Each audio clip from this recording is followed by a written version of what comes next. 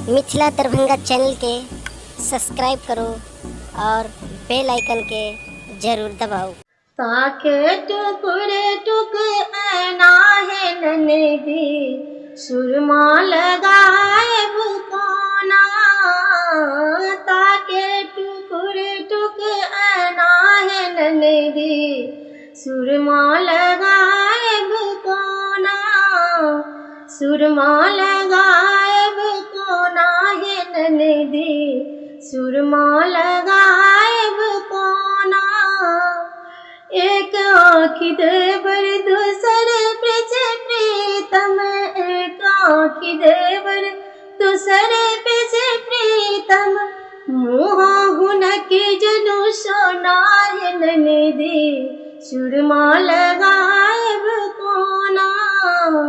सुरमा लगाए कोना है ननदी, सुरमा लगाए कोना। अंग अंग तोहर भैया विराजे, अंग अंग तोहर भैया विराजे। कहाँ गोदायब गुदना है ननदी, सुरमा लगायब कोना। सुरमा लगायब कोना है ननदी, सुरमा लगायब कोना।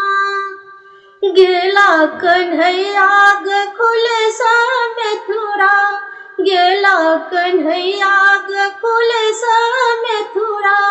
राधा के सुने बिछाना है ननदी, सुरमा लगायब कोना।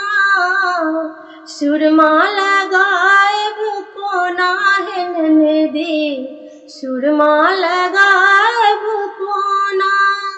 गेला पियाजी सिंदूर दे गेला, गेला पियाजी सिंदूर दे गेला।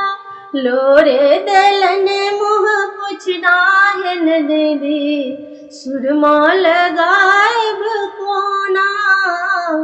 सुरमा लगायब कोना है ननदी, सुरमा लगायब कोना।